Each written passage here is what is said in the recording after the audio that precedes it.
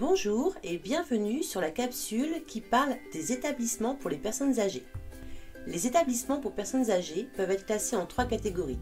Les maisons de retraite médicalisées, les EHPAD, les hébergements pour personnes âgées autonomes, comme les MARPA, les logements foyers, les résidences-services et les services hospitaliers. Première partie, les maisons de retraite médicalisées. Tout d'abord, qu'est-ce qu'un EHPAD ? EHPAD signifie établissement d'hébergement pour personnes âgées dépendantes. Comme leur nom l'indique, les EHPAD sont habilités à recevoir des personnes âgées en perte d'autonomie. Les EHPAD sont des établissements médicalisés et ils disposent 24 heures sur 24 d'une équipe soignante chargée d'assurer les soins nécessaires à chaque résident en fonction de sa situation personnelle. Un médecin, le médecin coordonnateur, qui peut être un généraliste ou un gériatre, assure la coordination et la formation des différents professionnels intervenant auprès des résidents afin de garantir la qualité et la continuité des soins. Les EHPAD sont des établissements conventionnés. Pour obtenir le statut d'EHPAD, les maisons de retraite doivent en effet signer une convention tripartite avec le conseil départemental et l'ARS. Cette convention précise les conditions de fonctionnement de l'établissement sur le plan financier. Par ailleurs, la maison de retraite s'engage sur la qualité de la prise en charge des personnes et des soins qui leur sont prodigués. L'ARS et ses délégations territoriales effectuent des contrôles réguliers dans les EHPAD et garantissent le bon fonctionnement de ces établissements. Passons à la deuxième partie de la capsule. Les structures d'hébergement pour personnes âgées autonomes. Il existe des structures d'hébergement collectif pour des personnes âgées autonomes, comme les MARPA, les logements foyers et les résidences-services. Les MARPA sont des maisons de retraite implantées en milieu rural. Elles ont pour but de permettre aux personnes âgées issues du milieu rural de continuer à vivre dans leur environnement familier. Les MARPA proposent des logements à usage privatif et des espaces de vie collectifs qui sont gérés par un responsable de la MARPA aidé d'une équipe de professionnels de la prise en charge des personnes âgées. Elles sont de petite taille, en général une vingtaine de places, et leur mode de fonctionnement implique largement les familles des résidents. Les MARPA accueillent aussi bien des personnes valides que des personnes en légère perte d'autonomie. Passons maintenant aux logements foyers. Les logements foyers sont des établissements qui proposent des logements adaptés au vieillissement sans incapacité. Les résidents louent un studio ou un 2 pièces vide, ce qui leur permet de conserver une indépendance de vie, et peuvent par ailleurs bénéficier de services collectifs dont l'usage reste facultatif, comme la restauration, l'infirmerie, le blanchissage, la permanence nocturne, etc. Les logements foyers sont habilités à héberger des personnes qui bénéficient de l'aide sociale.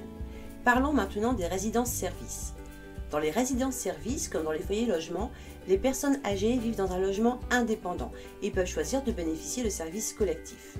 Les personnes âgées peuvent être propriétaires ou locataires de leur appartement. Il s'agit de résidences commerciales qui offrent des prestations de luxe. Elles sont généralement peu, voire pas du tout, médicalisées. Penchons-nous sur les hébergements temporaires et à accueil à temps partiel. L'hébergement temporaire est une forme d'accueil limitée dans le temps, en général 3 mois.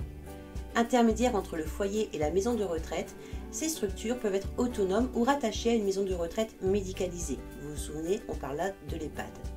L'hébergement temporaire est indiqué en cas d'absence des proches, de sortie d'hospitalisation, de travaux dans le logement de la personne âgée, etc. Il peut aussi permettre à une personne âgée de se familiariser avec une maison de retraite et de voir si elle lui convient ou non avant de s'y installer définitivement. Parlons de l'accueil de jour. L'accueil de jour est destiné à des personnes qui vivent à leur domicile. Il permet de les accueillir pour une période allant d'une demi-journée à plusieurs jours par semaine. Les accueils de jour sont situés dans les hôpitaux gériatriques, dans des maisons de retraite médicalisées ou sont autonomes.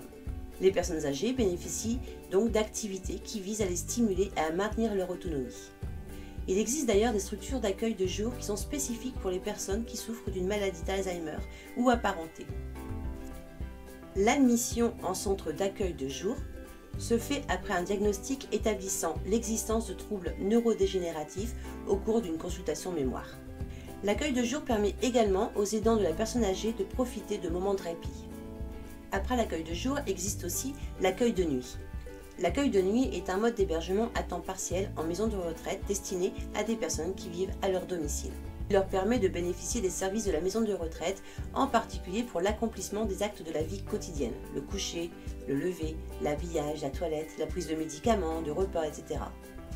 L'accueil de nuit favorise ainsi le maintien à domicile de personnes qui ont une perte d'autonomie. Il permet également aux aidants de la personne accueillie la nuit de profiter de moments de répit. Nous voici arrivés à la troisième partie de la capsule qui parle des services hospitaliers. Cette partie se décline en 4 temps, le court séjour, le moyen séjour, le long séjour et l'hospitalisation de jour. Voyons le court séjour. Il existe des services spécialisés pour la prise en charge médicale des personnes âgées, les services de gériatrie. Ils prennent en charge en phase aiguë des patients âgés souffrant le plus souvent de pathologies multiples et complexes pour leur apporter des soins médicaux et préserver leur autonomie. Les unités mobiles de gériatrie se déplacent au sein de l'hôpital ou dans un autre établissement médico-social pour aider à la prise en charge de personnes âgées qui ne sont pas hospitalisées de gériatrie. Voyons maintenant les moyens séjours. Lorsque l'on parle de moyens séjours, on parle des soins de suite et de réadaptation, les SSR. Les SSR ont pour mission la rééducation, la réadaptation et la réinsertion des patients. Ils assurent une prise en charge globale qui intègre les dimensions physiques, psychologiques et sociales du soin. L'entrée en SSR se fait traditionnellement après une hospitalisation en soins de courte durée, mais elle peut parfois intervenir directement à partir du domicile ou d'une maison de retraite. Les SSR sont des structures de moyen séjour. Afin de faciliter la rééducation et le retour à domicile des personnes âgées, les séjours en soins de suite et de réadaptation sont organisés sur la base d'un projet de soins et d'un projet de vie. Tout cela nous amène à parler des longs séjours, les unités de soins de longue durée, USLD. Les structures USLD accueillent des personnes dont l'état nécessite en principe une surveillance médicale constante. Pour y être admis, il faut tout d'abord présenter des signes de perte d'autonomie importante, comme l'impossibilité de se laver, de se lever, de s'habiller, de se nourrir seul, mais aussi avoir besoin de soins médico-techniques continus.